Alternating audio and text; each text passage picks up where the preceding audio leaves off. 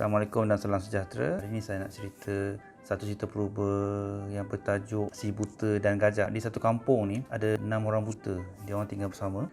So ada satu rumus, ada seekor binatang yang luar biasa datang ke kampung mereka. So dia orang pun mana. Bawa nak pergi tengoklah kan, gajah tu macam mana. So lalu 6 orang ni masing-masing peganglah gajah tu. So orang yang pertama dia pegang pada bahagian perut gajah. Dia cakap, "Oh, gajah ni lembut dan besar, solid macam wall." Yang orang kedua pula dia pegang kaki. Dia cakap, "Oh, macam tiang gajah ni. Kasar tapi dia lembut, tapi besar macam pokok." Yang ketiga pula dia pegang belalai. So yang pegang belalai ni cakap, "Oh, macam ni gajah ni macam seekor ular yang besar." Lepas tu yang keempat pula dia pegang gading gajah. Cakap, gajah ni tajam macam lembing kan. Sharp dah lincin. Lepas tu yang kelima ni dia pegang ekor. Oh, gajah ni macam tali, dia cakap tali lama. Pelik binatang ni kan. Lepas tu yang keenam ni dia pegang telinga gajah. Dia cakap, gajah ni dia lembut tapi dia besar, dia macam kipas besar. Kemudian dia orang ni pergilah duduk bawah pokok. So, masing-masing bincanglah pasal gajah ni macam mana kan. Yang first tu cakap, gajah ni solid macam wall. Dia cakap, mana ada macam wall. Dia cakap kan, macam mana ada, aku pegang dia rasa macam besar macam pokok kan. Cakap, kau ni buta ke? Yang ketiga cakap, memanglah kita semua buta kan, tapi tak logik lah kan, macam pokok dah binatang kan. Dia cakap, tak adalah, dia macam ular. Dia cakap, ular besar. Lepas tu cakap, ada ke macam ular? Yang keempat cakap, mana ada, tajam, sharp gila, boleh berdarah kena. Dia cakap, macam lembing tajam.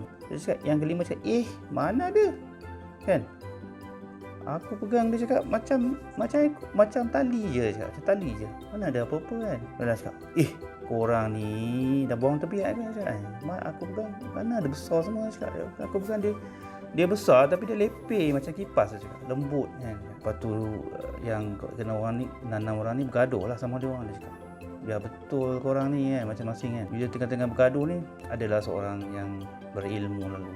Tu dia orang cakap, "Tuan, kami hari ni tadi pegang gajah, tapi kami semua cakap lain-lain." Cakap, Tuan cakap, "Tolonglah adili kan, siapa yang betul menaiki gajah." Lepas tu yang orang yang bijak ni, dia dengar langsung seorang cakap apa kan. And then dia cakap, okey, jawapannya adalah semua betul. Dia cakap, semua korang cakap semua betul, tak ada yang salah. Yang jadi 6 orang buta terkejut lah. Biar betul kan. Lepas tu dia cakap, korang ni kena faham, korang kan masing-masing pegang bahagian lain, so mestilah semua betul. Cuba korang gabungkan balik. Yang tu lah gajah. Dia cakap. So that lah end the story. So cerita ni adalah cerita yang sangat kuno sebenarnya, daripada sebelum Masihi lagi. Dia di dalam Hinduism pun ada, Buddhism ada, even dalam cerita ahli Sufism pun ada. Sampailah ke buku cerita. Macam-macam series cerita ni diceritakan. So apa pengajaran dia? Saya semua dah tahu kan. So walaupun kita ada satu absolute truth, cara kita pandang, cara 6 orang buta pandang tu, kita masing-masing ada persepsi kita. So apa yang kita dapat, kita rasa kita betul kan. Tapi apa masalah dia? Masalah dia, satu, orang buta tu tak brainstorm each other. Dia orang brainstorm sama-sama cakap, mungkin dia orang boleh dapat gajah tu macam mana. Tapi dia orang tak brainstorm, dia orang ada ego kan. So dia orang kata dia orang yang betul. So akhirnya dia orang tak learn apa itu gajah. Begitulah juga dalam kehidupan seharian kita, dan even dalam perniagaan, even dalam teknologi. So sesuatu perkara, sesuatu benda tu dia ada banyak perspektif dia. So kita kena first cuba dapatkan sumber daripada beberapa bahagian lain-lain. Walaupun kita faham satu bahagian, kita ada pengalaman satu bahagian, kita jangan terlalu terikut bias kita saja. Kita cuba dengar pendapat orang lain, dan cuba kita cari maklumat lain daripada pandangan yang lain yang boleh memberi manfaat kepada kita.